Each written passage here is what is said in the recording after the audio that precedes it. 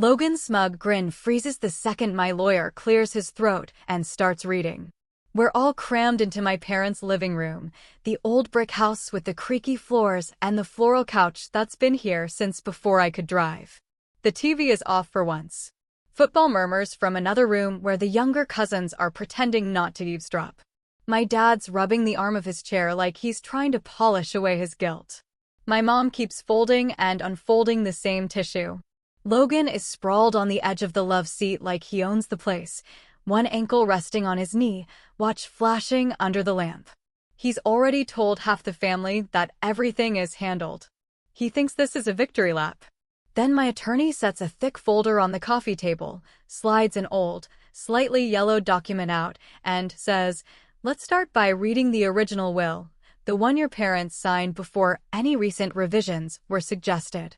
Logan's head snaps toward me. I don't look away. As my lawyer reads the words split equally between their two children, Sarah and Logan, the room goes silent except for my brother's sharp inhale. But to understand how we got here, I need to start at the beginning. Hey everyone, welcome back. If this is your first time here, I share real stories of family betrayal and the satisfying justice that followed. If you've ever felt like the responsible one, the planner, the caregiver, while someone else plays the golden child, this one's probably going to hit a nerve. If you find this story valuable, I'd appreciate your support, a like, a comment, or even just being part of this community for more stories like this. And if you've been through anything similar, share it in the comments. Your stories matter, and they help other people feel less alone. Now, let's get into it. My name is Sarah Mitchell. I'm 36, a certified public accountant in Columbus, Ohio. I make about $84,000 a year at a mid-sized firm downtown. It's not flashy, but it's stable, and I'm good at what I do. I'm married to Ethan, a middle school science teacher who pulls in around $62,000 a year. He's the kind of guy who can turn a bottle of vinegar and baking soda into magic for a classroom of 7th graders. We have 2 kids. Chloe is 9 and already has opinions about everything, and Ben is 6 and still thinks cuddling on the couch is the best part of any day. We live in a modest 3-bedroom house in a quieter suburb. It cost about $430,000, and we financed the whole thing ourselves. No handouts. No cosigners. Just long nights, budgets, and spreadsheets. I'm the spreadsheet type, by the way. I'm the color-coded calendar, did you drink your water, here's your medication chart kind of person. I think in plans and contingencies. I've always been that way. My younger brother, Logan, is not. Logan is 33, a pharmaceutical rep who makes around $155,000 a year plus bonuses. He lives in a renovated house in the short north, one of those trendy areas where every front porch has a perfect plant and a tasteful wreath. His place is worth around $780,000, and my parents helped him with the down payment and some of the renovation costs. If you ask my parents, they'll say they just wanted to help him get established. If you ask me, I'll tell you he's been the golden child since birth. Growing up, the differences weren't subtle. When I turned 12, my birthday was a grocery store cake at the kitchen table, plastic tablecloths, and paper plates. Mom was too tired for anything big that year. We sang, we ate, and then she reminded me not to get crumbs on the floor because we just vacuumed. 3 years later, when Logan turned 12, our backyard magically turned into a carnival. There was a rented clown, a bouncy house, a cotton candy machine, and 20 screaming kids sugared up out of their minds. Mom laughed when he sprayed neon blue cotton candy on the patio. "Boys will be boys," she said, wiping it up like it was the cutest thing she'd ever seen. When I graduated high school, it was a rushed dinner at a chain restaurant squeezed between Logan's travel soccer commitments. My dad kept checking his watch because they needed to drive him to a tournament early the next morning. I remember sitting there, staring at my plain grilled chicken, while Mom tried to convince herself that the free dessert made it special. When Logan graduated, they rented a banquet hall. There were over 100 guests, a slideshow of baby photos looping on a big screen, and custom cupcakes with his school colors. I watched my dad clink his glass and say, "To Logan, who's going to do big things," and I clapped with everyone else, silently wondering what I had done wrong to deserve less. That pattern never really changed. When Mom first got sick a few years back, I was the one who took her to appointments, sat overnight in hospital chairs, and figured out which insurance codes to push back on. Logan would breeze in with coffee and a phone full of selfies, kiss her on the head, post "family first" on social media, and then fly off to his next conference. When Dad had a minor surgery not long after, I rearranged my work schedule so I could stay with him the first week he came home. I bathed him, changed his bandages, made spreadsheets of medication times. Logan sent a fruit basket and called twice.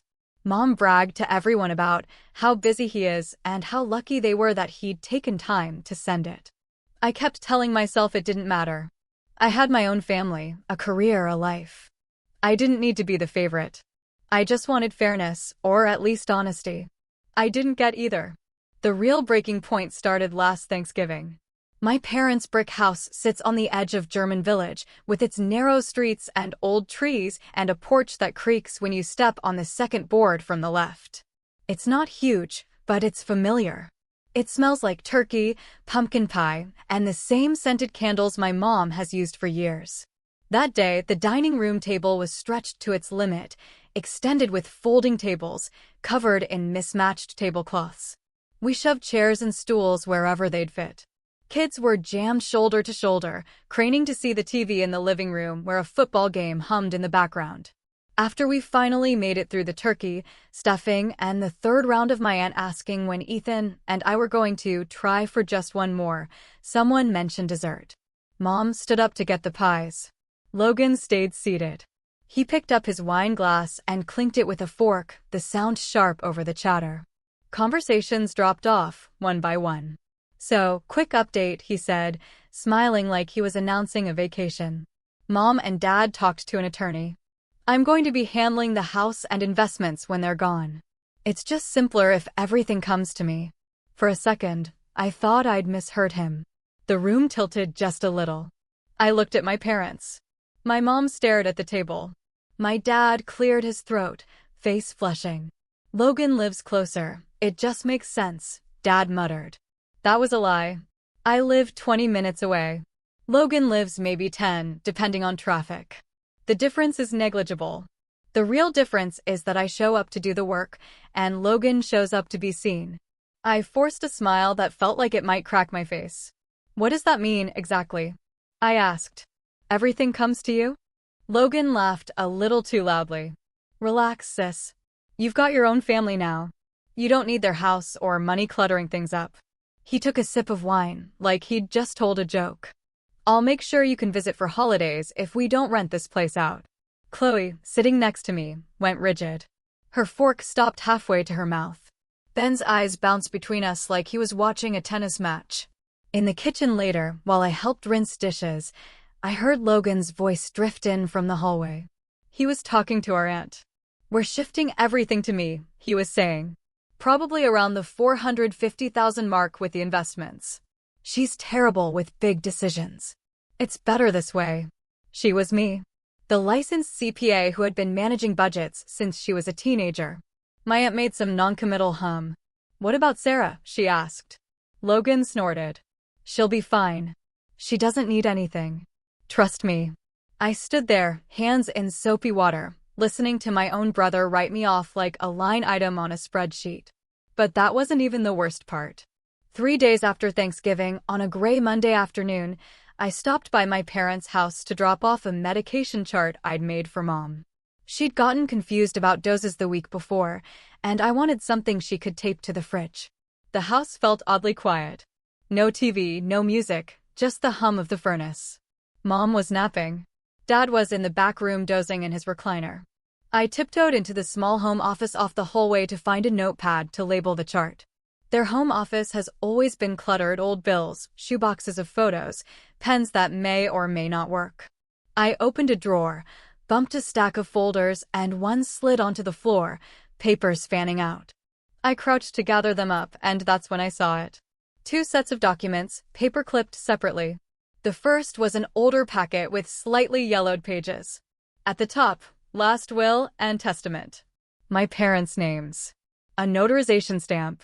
My eyes skimmed over the legal jargon until I found the part that mattered. Their assets split equally between their two children, Sarah Mitchell and Logan Mitchell. My chest loosened just a little. Okay, that was what I'd always believed. Fair. Simple. The second packet looked newer. Crisp pages. Different font. A sticky note in my mother's handwriting, to review with Logan. It was labeled draft, but the language was clear. The house. A $260,000 investment account. Their savings. Everything named to go solely to Logan, with a line underneath describing me as financially independent and not in need of support. My hands shook so hard the pages rattled. Not in need. As if I hadn't spent countless nights in hospital chairs, as if every dollar Ethan and I had came from nowhere but our own sweat. On the next page, there were transfer on death forms for the house and the investment account, all with Logan's name filled in where the beneficiary should be. My name was nowhere. I noticed the date on the draft, just weeks after Logan had paid for a flashy anniversary dinner for our parents at some expensive restaurant he'd bragged about on social media. He'd posted a photo of them under twinkling lights with the caption, "They've done so much for me. Time to give back." I realized what he meant by give back, and it made me nauseous. That was the moment something in me hardened. Up until then, I'd put up with the favoritism, the little slights, the big ones too. I'd told myself it wasn't worth the fight, that I had my own life. But standing there in that cramped office, holding proof that my brother was trying to erase me from my own parents' legacy, something shifted. Enough, I thought. I'm done being the quiet, responsible daughter who just takes whatever scraps are left. I carefully put the papers back exactly how I'd found them. Then I went out to the kitchen, taped the medication chart to the fridge with a smile, kissed my mom's forehead while she slept, and walked out. By the time I reached my car, my mind was already moving in a different way, cool, precise, like when I'm untangling a messy set of accounts for a client. If Logan wanted to play games with legal documents, he'd picked the wrong sister. Over the next 2 weeks, I quietly turned my panic into a plan. That same week, on my lunch break, I called an elder law attorney downtown that a colleague had recommended. I didn't tell Ethan at first. I needed to know I wasn't overreacting. I needed to hear a professional say this wasn't just hurt feelings, it was something real. Sitting in that sleek conference room a few days later, I laid everything out. My parents' health issues, the obvious favoritism, Logan's Thanksgiving announcement, the documents I'd seen. I slid a manila folder across the table, a printed photo of the old will I'd snapped on my phone when my hands stopped trembling long enough, a photo of the draft, and screenshots of Logan's taking over everything, posts and messages. The attorney, Mr. Collins, listened without interrupting. He was probably in his 50s, calm, with the kind of face that doesn't give much away. "Do your parents seem confused, pressured, anything like that?" he asked finally. "They get overwhelmed," I said. "Mom especially. She leans on Logan for anything that sounds legal. Dad just wants peace, so he goes along with whatever seems easiest. They trust him more than they should, because he performs success better." Mr. Collins nodded slowly. "You're describing a classic setup for undue influence," he said. "Especially if there's a pattern of one child doing all the caregiving while the other swoops in making decisions." He laid out my options in plain language. We couldn't stop my parents from changing their will if they truly wanted to, but we could. Document their current capacity with an independent medical evaluation, preserve the validity of the original will, create a structure that made it much harder for Logan to quietly divert everything to himself. Put everyone on notice that any suspicious last-minute changes would be challenged. He quoted a retainer fee, $19,000. That number hurt. Ethan and I had an emergency fund for job loss, medical issues, a broken furnace, not for legal warfare with my own family. But the thought of doing nothing, of sitting back while Logan slowly signed my parents' life's work over to himself, felt worse. I went home that night, sat on the bed while Ethan folded laundry, and told him everything. He listened, jaw tightening with every detail.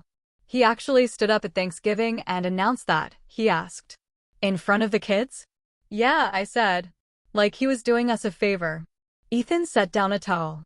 "Okay," he said. Then we fight smart. If this is how your parents want to handle things, fine, but it needs to be their real decision, not something Logan manipulates them into. Use whatever tools you have. The next morning, I transferred $19,000 from our emergency fund and hired Mr. Collins. The evidence-gathering phase was where my years of being the organized one finally paid off. Over the next week, I compiled everything I could without tipping anyone off. The photo of the original signed will, clearly notarized, the photo of the new unsigned draft and transfer on death forms, text messages from Mom asking me to handle her appointments, insurance issues, and medications. Screenshots of Logan's messages bragging to friends about taking over everything once the house is in my name, his social media posts about stepping up to manage the family legacy, with captions like, "They know I'm the responsible one." One message in particular was a smoking gun. In a group chat with a couple of his friends, Logan had written, "Once their house and investments are in my name, I can finally upgrade. It's stupid that they're splitting things with my sister when she makes good money and I'm building a brand." One of his buddies had joked, "Don't let her find out you're cutting her out," followed by a laughing emoji. Logan replied, "She has no idea. I told them I'll take care of her." They eat that up. Reading that made my stomach twist, but it also made my case stronger. Mr. Collins arranged for my parents to have an independent capacity evaluation under the guise of updating some insurance and medical directives. The doctor he used was careful and thorough, documenting that while they had some age-related forgetfulness, they understood their assets, their relationships, and the basic idea of estate planning. The report included a key line: any major deviations in estate planning from long-held expressed wishes after this evaluation date should be carefully scrutinized for potential undue influence. In parallel, Mr. Collins drafted a petition we could file if necessary, challenging any last-minute changes that significantly favored one child in a way that didn't match their historical patterns.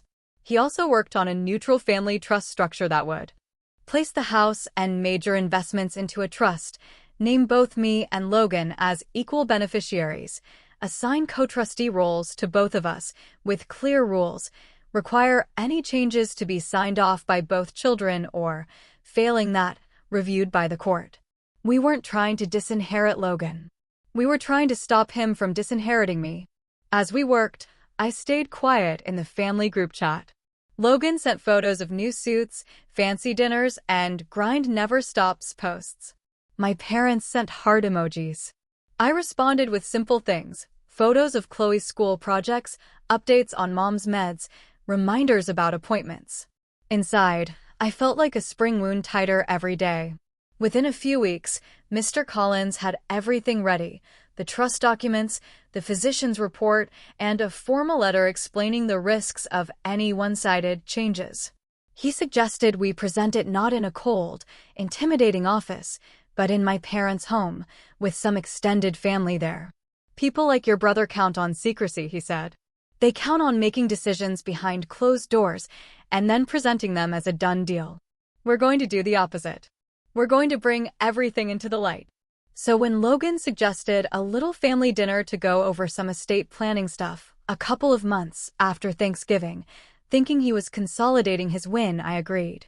I also told him I'd be bringing someone to help explain things. He didn't realize that someone was his worst nightmare. The night of the showdown, the house felt different. Mom had gone all out: lasagna, garlic bread, salad, the works. She said she didn't want to make a big deal out of all this paperwork stuff, but the extra effort was her tell. When she's anxious, she cooks. A few cousins were there, plus my Uncle Mark, Dad's older brother, who has always been the closest thing our family has to a human lie detector. Logan had invited them for input, but really, he wanted witnesses to his supposed magnanimity. Logan arrived late, as usual, carrying expensive wine and a box of bakery desserts. He kissed Mom's cheek, clapped Dad on the shoulder, and gave me a nod like we were coworkers at a meeting he'd called. Ethan squeezed my hand under the table. We ate, we made small talk, we pretended nothing monumental was about to happen. After dinner, when plates were pushed back and coffee had been poured, Logan cleared his throat. He had a folder under his arm. So, like I mentioned, I met with an attorney a little while back, he started. We've got a pretty solid plan in place to make things simple when, someday down the road.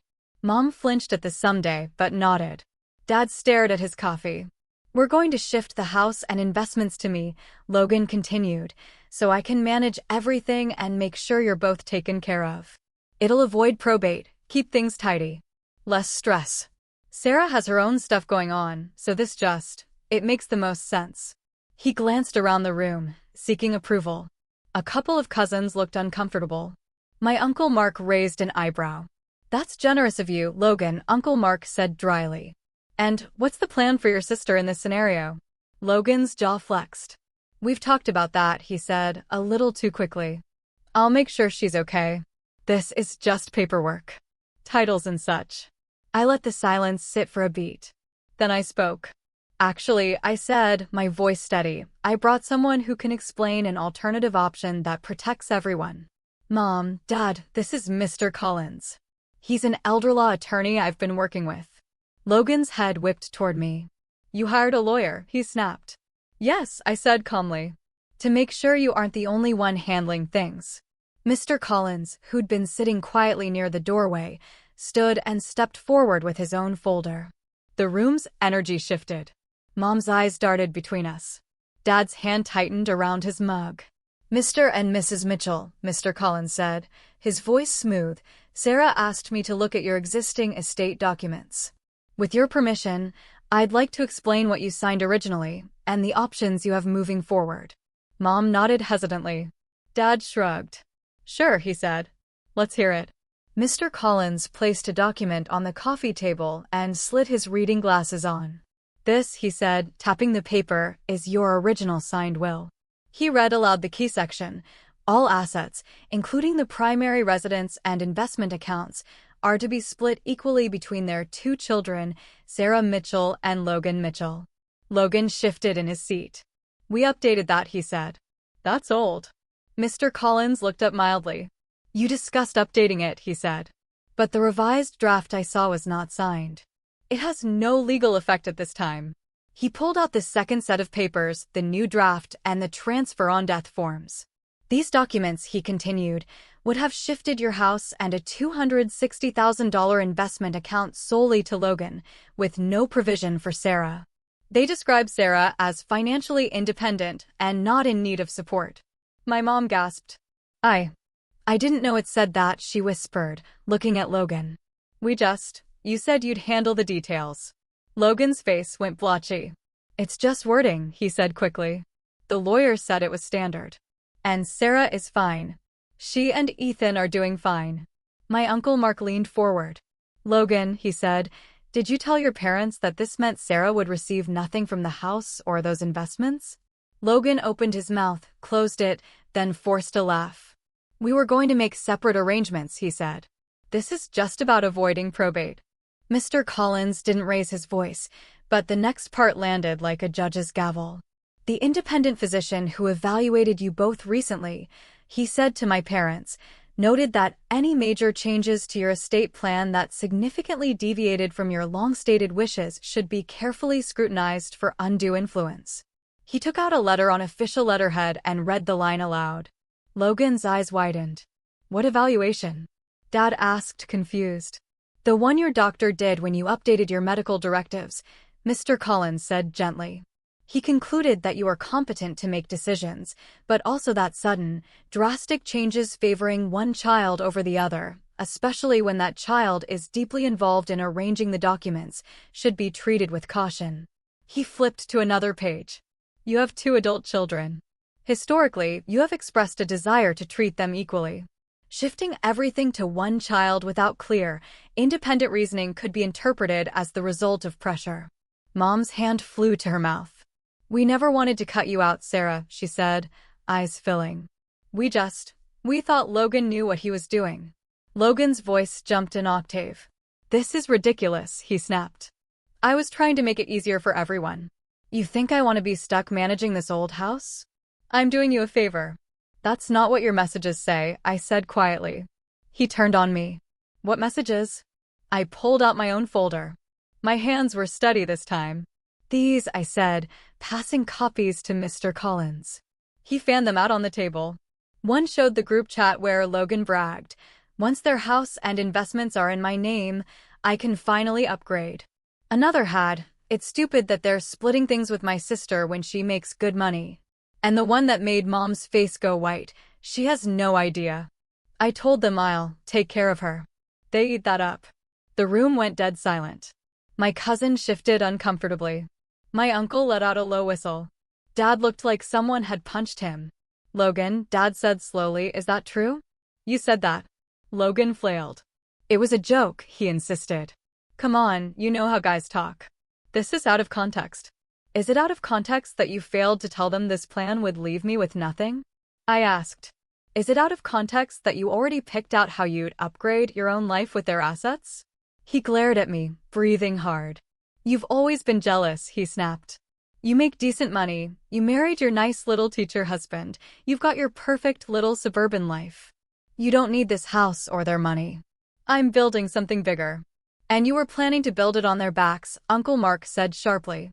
"And on your sister's erasure." Logan looked around, realizing he had lost the room. Mr. Collins cleared his throat again, bringing the focus back to the documents. "Here's what we're proposing," he said. "A family trust that places this house and your major investments into a structure where both Sarah and Logan are equal beneficiaries and co-trustees. It honors your original intent of treating your children equally, gives you security while you're alive, and provides clear protections against any one person, child or otherwise, manipulating things for their sole benefit." He laid the trust documents on the table and slid pens toward my parents. "If you sign these," he continued, "we also have a letter ready to file with the court, making it clear that any future attempt to redirect these assets solely to one child without a compelling, documented reason will be challenged as contrary to your long-standing wishes and potentially the result of undue influence." Logan surged to his feet. "You can't just bully them into signing something," he shouted. "This is insane." "Mom, Dad, you don't need to trust. You have me." Mom looked up at him, tears in her eyes. "That's exactly what scares me right now," she said quietly. Dad, who had been silent for most of this, finally spoke. His voice was hoarse but firm. "Sit down, Logan," he said. "We're going to read this." For the next few minutes, the only sounds were the rustle of paper and the ticking of the old wall clock. Logan paced at the edge of the room, muttering under his breath. Ethan sat solidly at my side, not saying a word, but radiating support. Eventually, Dad set the papers down. "This feels fair," he said. "It's what we always said we wanted." "Equal." Mom nodded. Her hand shook as she picked up the pen, but her signature was steady. When they both finished signing, Mr. Collins gathered the documents neatly. "Thank you," he said. "I'll have these processed and recorded. From this point forward, the trust governs these assets. Any attempt to move them in a way that contradicts this will be subject to challenge." Logan stared at the table, realization dawning that his quiet little empire-building plan had just evaporated. He looked at me like he didn't recognize who he was seeing. He wasn't wrong. I wasn't the doormat big sister anymore. In the weeks that followed, the fallout rippled through our family. Financially, things were straightforward. The house and the investment account went into the trust. I became co-trustee alongside Logan with clear, written responsibilities. He couldn't make any major decisions, selling the house, cashing out investments, without my consent or a court's. The original will was reaffirmed as a backup document, specifying a 50-50 split of remaining assets. Mr. Collins filed his letter with the court, making it clear that any drastic deviation from this structure would be disputed. Socially, it was messy. Logan went on a smear campaign at first. He called some relatives and painted himself as the victim. "Sarah ambushed me with a lawyer," he complained. "She's trying to control everything. She thinks I'm some kind of criminal." Most of them had already heard the trust meeting story from people who'd been there, though. The screenshots didn't lie. The phrase "upgrade once it's in my name" stuck in people's minds. Uncle Mark, in particular, became an unexpected ally. When anyone wavered, he'd say, all she did was make sure her parents' actual wishes were honored and documented. If Logan's plans had been so noble, He wouldn't have hidden the details. Logan and I went low contact. I didn't block him, but I stopped engaging with his little power plays. If he texted something snarky about trust paperwork, I forwarded it to Mr. Collins and responded with one line, professional answers. For my parents, it was complicated. They felt ashamed, guilty, defensive. For a while, calls were stiff. Mom would overcompensate, insisting on paying for random things like my groceries or the kids' shoes, and I'd gently decline or redirect her generosity toward something small, like a pizza night. One evening a few months later, I found myself back at their kitchen table, this time with just the three of us. No big meetings. No documents. Just meatloaf, green beans, and an awkward silence. Dad cleared his throat. "You know we didn't mean to hurt you," he said. "We just..." Logan makes everything sound so easy. "He said you wouldn't care." I took a breath. "I know you didn't wake up one day and decide to cut me out," I said. "But when you don't read the fine print, when you trust the loudest voice in the room, this is what happens." I had to protect my family. And honestly, I had to protect you too. Mom reached for my hand. "We're proud of you," she said softly. "We always have been. We just didn't say it as much as we should have." It didn't erase decades of favoritism, but it was something. As for Logan, the trust forced him to confront reality. No sudden windfall to fund his upgrade. No easy path to selling the house without a conversation. When a minor repair came up, roof issues, he tried to push through an expensive contractor who happened to be a friend. I said no, got 3 quotes, and chose the reasonable one. He didn't like having to treat me as an equal. Tough. These days, my life is calmer. I still work as a CPA. I still make school lunches, double-check homework, and fall asleep on the couch next to Ethan watching shows we're too tired to finish. The difference is, there's this quiet sense of security in the background. I know that when my parents eventually pass, whatever they leave behind will be handled the way they genuinely intended, not the way my brother tried to engineer. The house that holds every childhood memory I have won't just become a trophy for his ego. It will be part of both our lives, or sold and split fairly. I also know something about myself now that I didn't fully believe before. Being kind and responsible doesn't mean letting people walk all over you. You can love your family and still draw hard boundaries. You can be the caregiver and still be the one who says, no more. I didn't go through all of this just for revenge. I did it to protect myself, my kids, and yes, my parents from their own blind spots. But I won't lie, watching Logan's Thanksgiving speech blow up in his face because he underestimated me was satisfying. He thought I was just the quiet older sister with the boring job and the color-coded planner. Turns out, that planner had room for a strategy he never saw coming. So that's my story. Sometimes the best revenge isn't hurting someone back. It's protecting yourself, documenting everything, and letting their own choices catch up to them in broad daylight. If this story resonated with you, I'd be grateful for your support, whether that's a like, a comment, or just joining this community for more stories like this. Drop a comment below. Have you ever been pressured to help family with money or assets you actually needed to survive? Your experiences matter more than you know, and other people really do read them and feel less alone. And if you're dealing with something similar right now, document everything and get proper legal advice in your area. You're not powerless, even if your family has spent years treating you like you are. Thanks for listening and take care.